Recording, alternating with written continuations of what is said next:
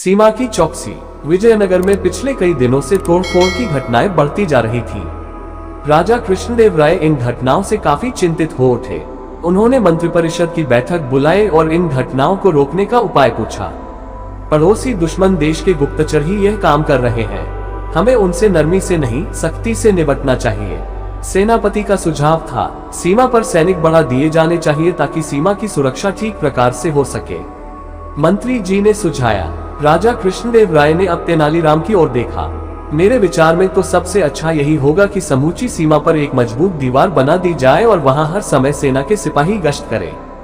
तेनालीराम ने अपना सुझाव दिया। मंत्री जी के विरोध के बावजूद राजा कृष्णदेव राय ने तेनालीराम का ये सुझाव सहर्ष मान लिया। सीमा पर दीवार बनवाने का काम भी उन्होंने तेनालीराम को ही सौंप दिया और कहा दिया कि 6 महीने के अंदर पूरी दीवार बन जानी चाहिए। इसी तरह 2 महीने बीत गए, लेकिन दीवार का काम कुछ आगे नहीं बढ़ सका।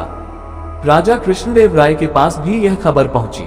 उन्होंने तेनालीराम को बुलवाया और पूछताछ की। मंत्री भी वहां उपस्थित था। तेनालीराम, दीवार का काम आगे क्यों नहीं बढ़ा? क्षमा करें महाराज, बीच में एक पहाड़ आ गया है, पहले उसे हटवा रहा हूँ। पहाड़ तो हमारी सीमा पर है ही नहीं, राजा बोले। तभी बीच में मंत्री जी बोल उठे, महाराज, तेनालीराम पगला गया है।